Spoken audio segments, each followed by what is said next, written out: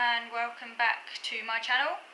Thank you again for your comments, which I will try and get through soon. Just need to get through a few more articles first. So in my last video, I was talking about the strengths-based approach. The last video was to do with the neoliberal third way. How the strengths-based approach is very much a part of the neoliberal third way ideology, wherein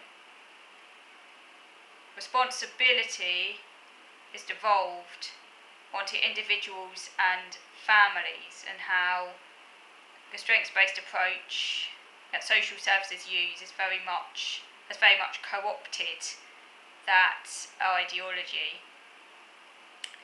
In a way, it shifts responsibility onto individuals and their families.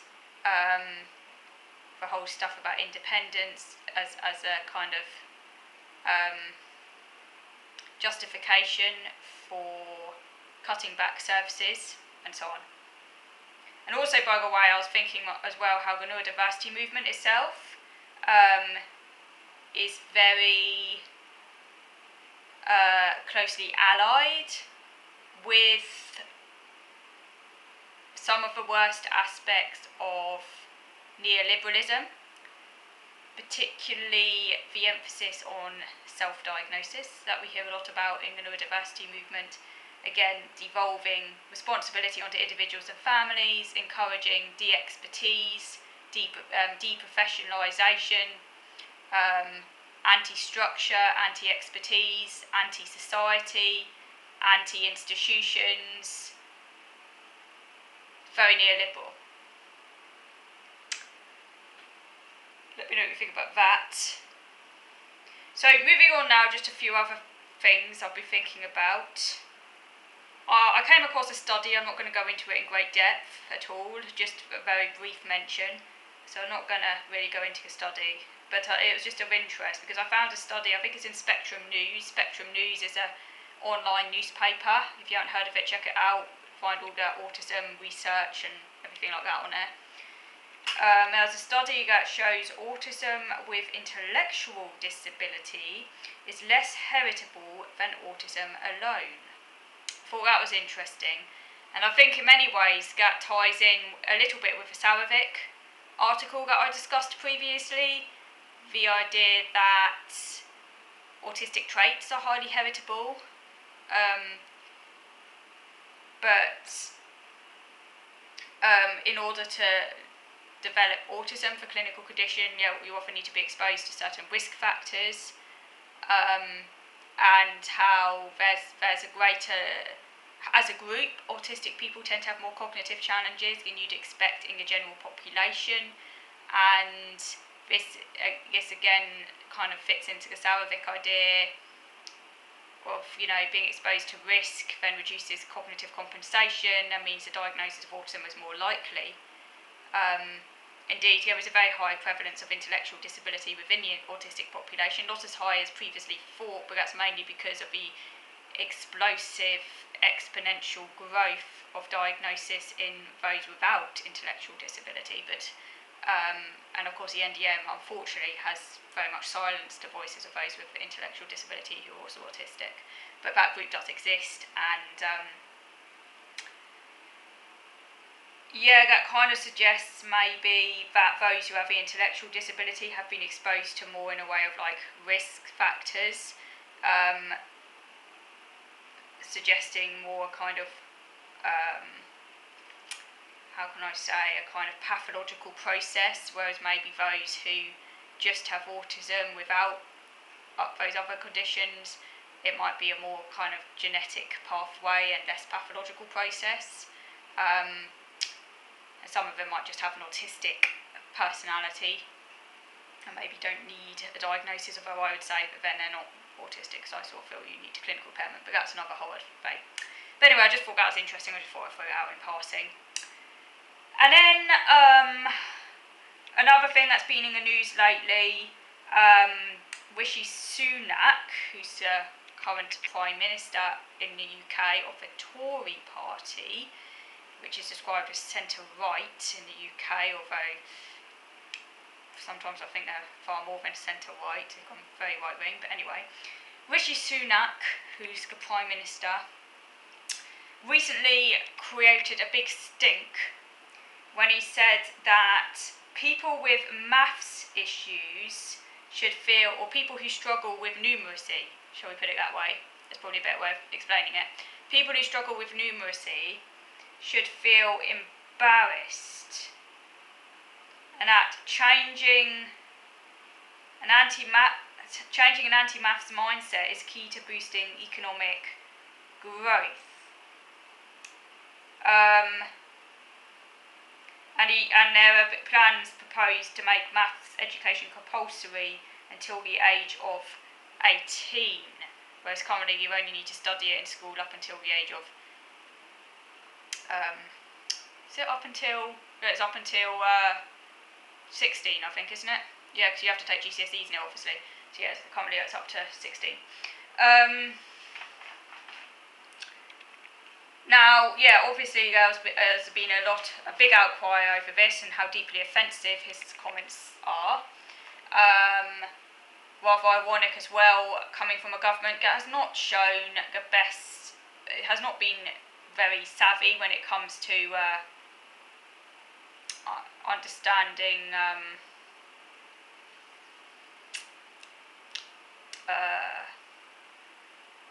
generally a government that doesn't really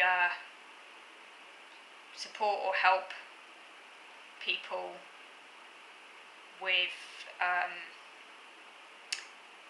so-called special educational needs. I don't particularly like that term, but for want of a better word. Anyway, obviously lots of people struggle with numeracy, and most of them won't have developmental dyscalculia. There are lots of reasons for people struggling with numeracy. Sometimes it can be just not very good education. Maybe they are economically, low levels, and haven't really received a very good education. Maybe they just haven't. A whole sorts of reasons, social factors, poverty, that sort of thing. Obviously, the government has been underfunding maths teachers anyway, so, a bit rich from him when they've been underfunding maths teachers anyway. But it's also just a deeply offensive thing to say. He's the one who should feel embarrassed. I was like, what a disgusting thing to say. It's a bit rich. He's the one who should feel embarrassed. It just shows a complete lack of awareness. And of course, it has obviously deeply offended those who do have developmental dyscalculia, because they have already faced a lot of stigma and a lot of issues around self-esteem, feeling stupid,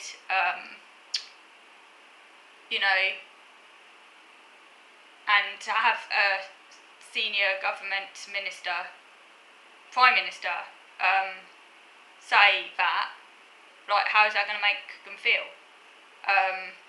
It's disgusting. And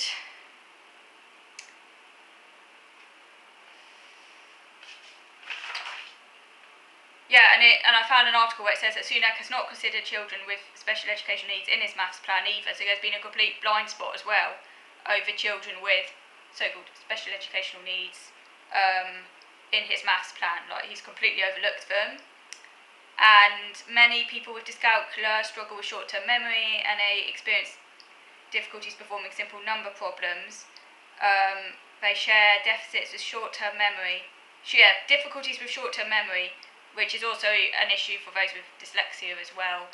Developmental dyscalculia is said to be the kind of maths version of dyslexia, although I think that's a little bit inaccurate because they do share similar processes at the heart of both conditions, but they are separate and they're not the same.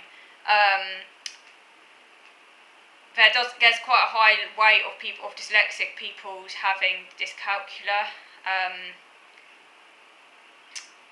but not all dyslexics have dyscalculia, and conversely, not all dyscalculic people have dyslexia. But yeah, they do share similar processes, though, like issues around short-term memory, working memory, and so on. So yes, Sunak did not mention in his speech those who need special education need support. The government has not consulted anyone on dyscalculia, and dyscalculics have very little support. This was quite shocking when I found this out. There's no compulsory teacher training on dyscalculia, and there's no universal screening. That's absolutely shocking. Like, it seems to be treated as though, like dyslexia gets loads of attention nowadays, doesn't it? And dyscalculia just gets, like, nothing. That's criminal, guys.